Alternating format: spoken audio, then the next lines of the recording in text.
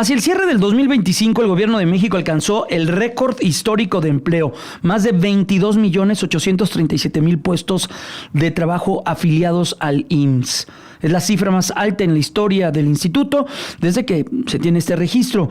Sobre esto y otros datos importantes, platiqué con el director del Instituto Mexicano del Seguro Social, Zoé Robledo. Aquí tenemos parte de esta charla. Esto representa un 1.3% más que en el segundo trimestre de 2025 respecto al primero, como lo podemos ver ahí. En el primer trimestre fueron 39.4 millones de empleos remunerados que calcula INEGI, y en el segundo trimestre fueron 40 millones. Y esto es importante, hay que hablarlo y también hay que entender lo que significa una cifra tan relevante. En la línea, conectado vía Zoom, se encuentra el director general del Instituto Mexicano del Seguro Social, Zoé Robledo. Director, qué gusto saludarte. Tiempo de no hacerlo, ¿cómo te encuentras? Buenas tardes. Muy bien, Jaime, un gusto saludarte a ti y a todo el auditorio. ¿Qué significa la cifra que dio a conocer el día de hoy el Instituto Mexicano del Seguro Social? Una cifra récord en cuanto a empleos formales registrados, director. Bueno, es una cifra que habla de la solidez de la economía, de cómo el empleo ha seguido creciendo. Son los datos del trabajo que está asegurado en el Seguro Social, y pues nunca se había alcanzado esta cifra de 22.837.000 puestos de trabajo. Estamos hablando de casi 50.000 empleos creados solamente en el mes de noviembre de este año, de 2025, y eso nos pone pues en una situación de crecimiento de 600.000 trabajos nuevos en lo que va del año, de enero a noviembre. Entonces, pues la verdad que sí son muy buenos datos, buenas cifras, que hablan también de eso, ¿no? De cómo tanto en el comercio, los servicios, la construcción, desde luego la industria, pues ha mantenido niveles buenos de crecimiento reflejado en nuevos puestos de trabajo. Viendo el mapa geográfico que tiene la República Mexicana, las 32 entidades del país, ¿cómo se mueve el empleo, director? ¿Y qué es lo que registran ustedes con sus cifras en cuanto a entidades? Claro, si lo vemos en el último mes, hubo estados como, la Ciudad de México, como entidad federativa, pero también Jalisco, Puebla, Sinaloa, Nuevo León, Tlaxcala, Oaxaca, Campeche, Guerrero, que tuvieron muy buenos datos de crecimiento. Siempre en los datos que nosotros damos son balances, ¿no? Se crea más empleo de un lado, o en algunos lugares es menor el crecimiento, o incluso algún decrecimiento, y se compensa. Hay otros estados que tienen menores crecimientos, como Durango, Chihuahua, San Luis y Aguascalientes, pero son, la verdad que en ningún caso son caídas grandes. Sin embargo, en el global, pues sí, se logró una cifra positiva para el mes de noviembre. Y sí. Una cantidad de empleos inscritos en el Instituto Mexicano del Seguro Social con estas condiciones fortalece más a la institución en estos tiempos que requiere o que la ciudadanía está exigiendo mayor demanda de servicios. Sí, por supuesto, porque a mayor número de trabajadores registrados, pero con los salarios que se tienen ahora, pues son más ingresos para el IMSS que nos permiten hacer más inversiones, crecer en hospitales, contratar más personal, comprar más equipo. Acordémonos que el salario base de cotización, el salario promedio de los trabajadores del IMSS, hoy está en 625 pesos diarios. Es también un dato histórico, hay un crecimiento solo en este año del 7%. ¿A qué se debe? Pues al incremento del salario mínimo. Se incrementa el salario mínimo y los trabajadores registrados en promedio pues ganan más. Esto nos permite pues tener mejores ingresos y poder invertir más. Además, un dato adicional bien interesante. Estamos llegando al porcentaje más alto de empleo permanente, es decir, habla también de la estabilidad de los empleos. Es el 86.7% del empleo son empleos permanentes, que es la cifra más alta también para cualquier mes. Entonces, pues sí, son buenos resultados que pues queremos comunicar, difundir, para pues también para poderlo sumar a las buenas nuevas que dio la presidenta ahora el sábado en Zócalo. Entiendo. Estoy platicando con el director general del Instituto Mexicano del Seguro Social, Zoe Robledo.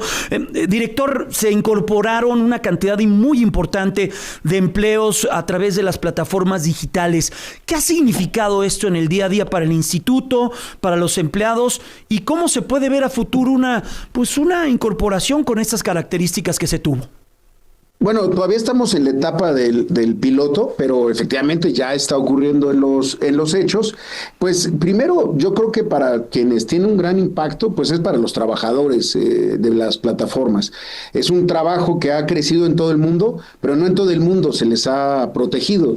Y hoy en nuestro país son 164,000 trabajadoras y trabajadores, la gran mayoría hombres, 95% de ellos son hombres que trabajan en alguna plataforma y que ya están registradas de manera obligatoria por parte de la plataforma que los contrata. Hay otro grupo también grande de quienes no alcanzan el umbral del salario mínimo que estableció la Secretaría del Trabajo, pero que sí están protegidos en términos de accidentes y riesgos de trabajo. Pero el resto hay que recordar que es un aseguramiento normal, es decir, asegurados los trabajadores de la plataforma, pero también sus familiares, los beneficiarios, lo que habla pues del concepto amplio de la seguridad social que tenemos en nuestro país. Un instituto con las características de gobernanza que tiene el instituto, la situación que vive y que impera en cuestiones laborales en este país, significa que la creación de casi 23 millones de empleos hacia el cierre de este año, director. Sí, pues es igual, o sea, creo que lo que se ha roto es esta idea de que el IMSS seguía creciendo en materia de derechohabientes, pero no crecía en términos de infraestructura. O sea, lo que tenemos que alcanzar y tener al mismo ritmo es que el crecimiento del empleo vaya acompañado siempre del crecimiento de capacidad de atención de estas personas, sobre todo porque pues también el natural envejecimiento de la población, etcétera, pues nos trae mayor presión, pero creo que en ese sentido lo que se ha venido haciendo con el presidente López Obrador, un crecimiento como nunca antes se había visto, de verdad, en tan poco tiempo, en número de camas en hospitales, unidades de medicina familiar, equipamiento, formación de personal médico especialista y también contratación de más médicos, pues es lo que nos va a ir cubriendo esta brecha. Hay mucho por hacer, desde luego, todavía, pero lo que tenemos que lograr es que siempre, en cualquier momento de la economía de nuestro país, al crecimiento del empleo lo acompaña el crecimiento de la capacidad instalada para atender a más personas. Director, hemos hablado y hemos planteado también lo que ocurre, y es no sé si sea una práctica común, hacia los meses de diciembre, un registro que se tiene en los históricos cuando hay un descenso en las incorporaciones de empleados formales. ¿El instituto ha detectado esto y se tiene un plan para poder establecer, primero, qué es lo que está ocurriendo con los empleadores, y segundo, dar una salida a esto que ocurre, que por desgracia se dice que alejan o quitan de esta seguridad social para recontratarlas en el siguiente año? ¿Esto es una práctica común que se ha detectado? Sí, desafortunadamente hay quienes los tenemos muy identificados esos patrones. En estas semanas, sobre todo la segunda semana de diciembre, empiezan a dar de baja a trabajadores, pero que vuelven a contratar en enero, afectándolos en su historial de cotización con el IMSS, pero sobre todo con el Infonavit. Entonces, lo que hacemos y vamos a empezar a hacer, y también con la Secretaría del Trabajo, es a mandar correos, llamadas telefónicas, visitas y demás, sobre todo donde hemos identificado que se ha presentado el comportamiento en años anteriores y nos ha dado buenos resultados. Hay un sector, que es importante decirlo, que participa mucho en esto, que muchas veces son las universidades, universidades privadas que entran al periodo vacacional, pero a los trabajadores los dan de baja. Hay que entender que la estacionalidad no significa interrupción de la seguridad social. Esto esto, insisto, afecta a los trabajadores. Entonces, sí estamos ya empezando la estrategia, pues para evitarlo, invitarlos a conocer cuáles son las posibles afectaciones que pueden tener sobre los derechos de los trabajadores y de las trabajadoras, y pues evitar que tengan este comportamiento. Estoy platicando con Zoe Robledo, director del Instituto Mexicano del Seguro Social. Hoy destacó en la conferencia mañana también la participación de las mujeres dentro de las cifras del instituto, de mujeres incorporadas a la población económicamente activa, o en este caso a la laboral, director. Sí, y a la laboral y justamente al trabajo formal, ¿no? Eso es bien importante porque ya son 9.229.000 mujeres que equivalen al 40% de todo el empleo formal que tiene nuestro país registrado en el Seguro Social. Es una cifra también bastante alta. Solo para darnos una idea, en los últimos 11 meses, 98,000 de los nuevos puestos de trabajo creados son de mujeres. Entonces habla también no solo de la participación, sino también de esta posibilidad de seguir creando un sistema de cuidados que le permita a las mujeres evitar la decisión entre el trabajo y la familia. Ninguna mujer debe de tener que tomar esa disyuntiva, y eso se resuelve también en gran medida con lo que nos ha planteado la presidenta Claudia Sheinbaum, la creación de un sistema de cuidados, lo que conocíamos antes como guarderías, que sea más accesible, que esté en todos lados y que permita a las mujeres incorporarse de manera más plena al mercado laboral. No, y el último registro que vimos del INEGI, del valor que tiene el trabajo no remunerado o cuidados en la economía, es brutal en cuanto al Producto Interno Bruto y lo que significa esto, director, para la economía nacional.